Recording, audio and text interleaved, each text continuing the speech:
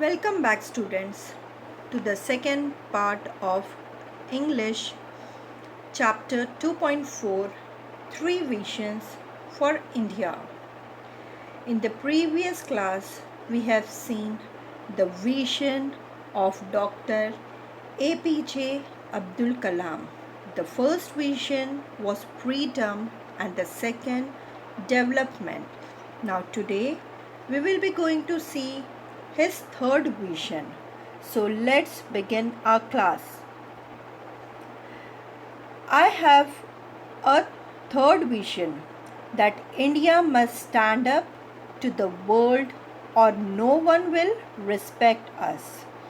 Only strength respects strength. Children, hear what it is said, that strength respect strength. If you will not be stronger, that nobody will respect you.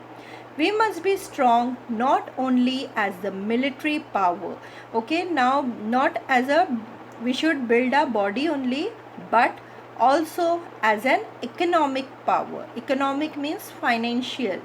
Both must go hand in hand. Our strength is also be strong and our financial, that is economic power, is also be strong. Why are we in India so embarrassed to recognize our own strength, our achievements? We are such a great nation. We have so many amazing success stories, but we refuse to acknowledge them. Why? We are the second largest producer of wheat in the world. So we are the second largest producer of wheat, and we are the second largest producer of rice also, and we are the first in milk production. We are number one in remote sensing satellites. Look at Dr. Sudarshan. He has transferred the tribal village into a self-sustaining, self-driving unit. There are millions of such achievements, but our media is obsessed only with bad news and failures and disasters. Do we not realize that self-respect comes with self-reliance? Here the meaning of self-reliance means self-dependent. I was in Tel Aviv once and I was reading the Israeli newspaper. Which newspaper? Israeli. It was a day after a lot of attacks and bombardment, and detail has taken back. The Hamas has stuck, but the front page of the newspaper had the picture of a Jewish gentleman who in 5 years had transformed his desert land into an orchid farm and granary. It was this inspiring picture that everyone woke up to. The gory detail of killing, bombardments and death were inside. The newspaper buried among others news. Sometimes what happens, children? In the newspaper, the main news is hiding behind other page, and the not important, the news are on the front page, buried among other news. Isn't it possible in a country? I want to live in a developed India. Another question: why are we as a nation so obsessed with foreign things? We want foreign TV, we want foreign shirts, we want foreign technology. Why this obsession with everything imported? Do we not realize that self-respect comes with self-reliance? I was in Hyderabad giving this lecture. Who is telling? Dr. APJ Abdul Kalam ji. When a 14-year-old girl asked me for my autograph, I asked her what her goal in life is. She replied, I want to live in a developed India. For her, you and I will have to build this developed India you must proclaim. So by this we have come to an end of this lesson.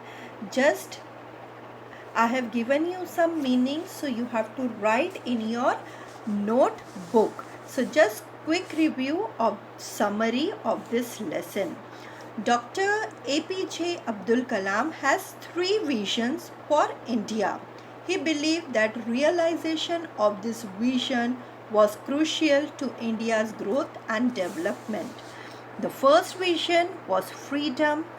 Dr. Kalam appealed to all the Indians, especially the youth, to protect, nurture, and build on her freedom to be respected by the entire world.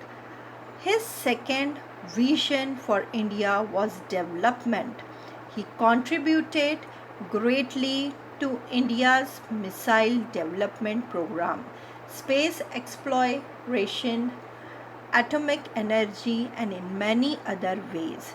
He also wanted the youth of India to do the same to make India a fully developed nation. Dr. Kalam's third mission was standing up to the world. The youth can serve the motherland best by dedicating themselves to her. The Indian youth must realize their responsibilities to the nation and take active part in its development activities. The youth must endeavor to make his vision for India use. By this, I have finished the summary of this lesson also. Now you have to write this meaning in your English note copy. Now we'll see the assignment.